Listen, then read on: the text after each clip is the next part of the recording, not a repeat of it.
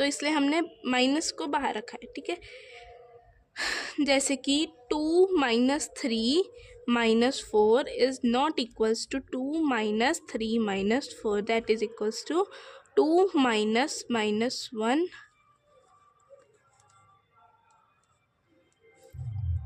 इसका आंसर आया भाई -5, इसका आंसर आया 3। अब हम क्या करें, कौन से को सही माने कौन से को गलत। अब भाई इसका मतलब ये हुआ कि एसोसिएटिव प्रॉपर्टी सब्ट्रैक्शन के अंडर क्लोज नहीं है, बस। उसके बाद हमारे पास आती है मल्टीप्लिकेशन, जैसे कि A into B into C, but इसके अंदर एसोसिएटिव प्रॉपर्टी के अंदर क्या होता है, ब्रैकेट लगाना। क्लोजर प्रॉपर्टी मतलब किसी भी दो नंबर को प्लस मल्टीप्लाई डिवाइड जैसे मर्जी करेंगे तो वो आंसर वही आएगा, वो उसी कैटेगरी का आएगा, आई मीन टू से। और उसके बाद होती है हमारे पे कॉम्यूटेटिव प्रॉपर्टी। अभी हमने दूसरी कॉम्यूटेटिव थी। कॉम्यूटेटिव प्रॉपर्टी में मतलब किसी भी दो नंबर को प्लस माइनस डिवाइड उस हिसाब मल्टीप्लाई उसके कैटेगरी के हिसाब से कर सकते हैं। जैसे कि एडिशन और डिवीज़न, एडिशन और मल्टीप्लिकेशन हो सकते हैं और डिवीजन और सब्ट्रैक्शन नहीं हो सकते। उसके बाद आते हैं हमारे पे एसोसिएटिव एडजॉब। यहाँ पर इसका मतलब ये है, सीधी सी बात है भाई, ये है, देखो कैसे। 2 × 3 × 4 इज इक्वल्स टू, यहाँ पर ब्रैकेट लगाना ना भूलना। अगर ब्रैकेट लगाए तो आपका आंसर गलत हो सकता है, होएगा, पक्का होएगा। अगर आपको कोई क्वेश्चन आया है सॉल्व यूजिंग एसोसिएटिव प्रॉपर्टी, अगर आपने वहाँ पर ब्रैकेट नहीं लगाया तो आपका आंसर पक्का गलत है। बेशक आपने सही भी किया हो तो भी आपका गलत होएगा। जैसे कि 6 × 4 दैट इज इक्वल्स टू 24। अब इधर सॉल्व करते हैं।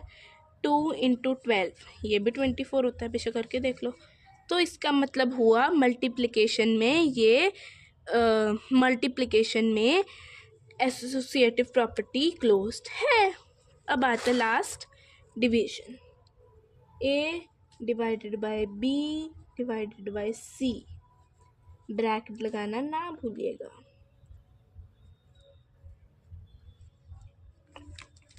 अब यहाँ पर 2 डिवाइडेड बाय 3 डिवाइडेड बाय 4, तो हम बात कर रहे थे डिवीजन प्रॉपर्टी की। इसके अंदर डिवीज़न हमें देखना था एसोसिएटिव है या नहीं।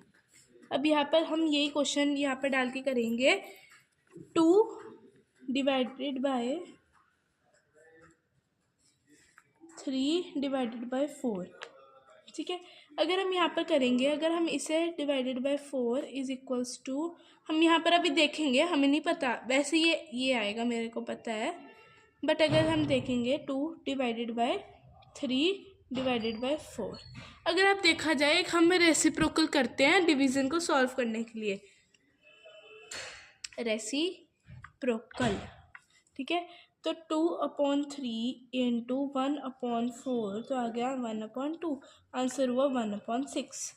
यहाँ पर अब आएगा 3/4 × 1/2, यही आएगा, या और 1/2 × 3/4, तो इसका आंसर आएगा, इसका आंसर क्या आएगा 3/8। 1/6 और 3/8 को अगर आप कंपेयर करोगे तो ये दोनों तो अनइक्वल है। So division property is not closed under division is not closed under associative property. अब इसके बाद हमारी आती है, अब आप अगले पेज पे आ जाइए।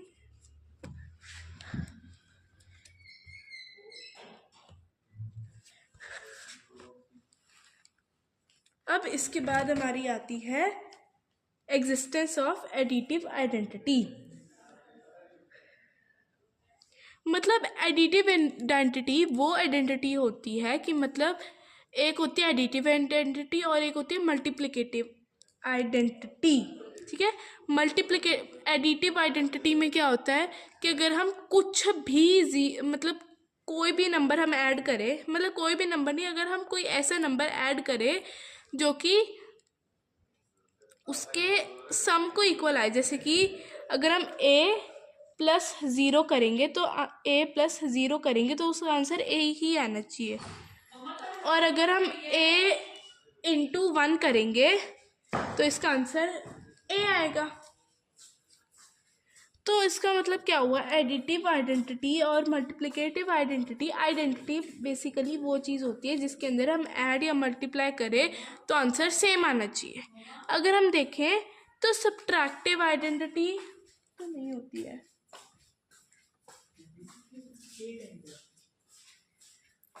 हम उसे सब्ट्रैक्टिव आइडेंटिटी नहीं कहते, हम उसे बोलते हैं सब्ट्रैक्टिव प्रॉपर्टी ऑफ ज़ीरो। कि मतलब अगर हम ज़ीरो में से कुछ भी माइनस करें वो आंसर सेम आएगा, जैसे कि a minus zero is equals to a, कोई साइन में भी नहीं फ़र्क पड़ेगा, इसलिए ये ठीक है। डिवीज़न में होता है कि अगर हम a डिवाइडेड बाय 1 करेंगे तो ये a आ जाएगा, तो मतलब सारों में कोई ना कोई आइडेंटिटी या कोई प्रॉपर्टी लग रही है, ठीक है। जैसे कि इसके अंदर एडिटिव आइडेंटिटी, इसके अंदर मल्टीप्लिकेटिव आइडेंटिटी, इसके अंदर सब्ट्रैक्टिव प्रॉपर्टी ऑफ ज़ीरो, इसके अंदर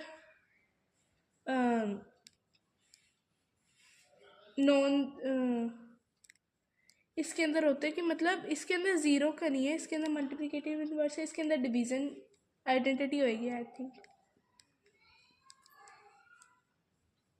एक और एसोसिएटिव प्रॉपर्टी में एक चीज़ बताती हूँ मैं कि डिवीज़न वाली एसोसिएटिव हो सकती है बट एक केस में कि अगर सारे नंबर ज़ीरो हों। अगर यहाँ पर a b और c ज़ीरो होते तो अगर zero divided by zero divided by zero is equals to zero divided by zero divided by zero, किसी भी ऑर्डर में कर लेते तो सेम आता, ठीक है।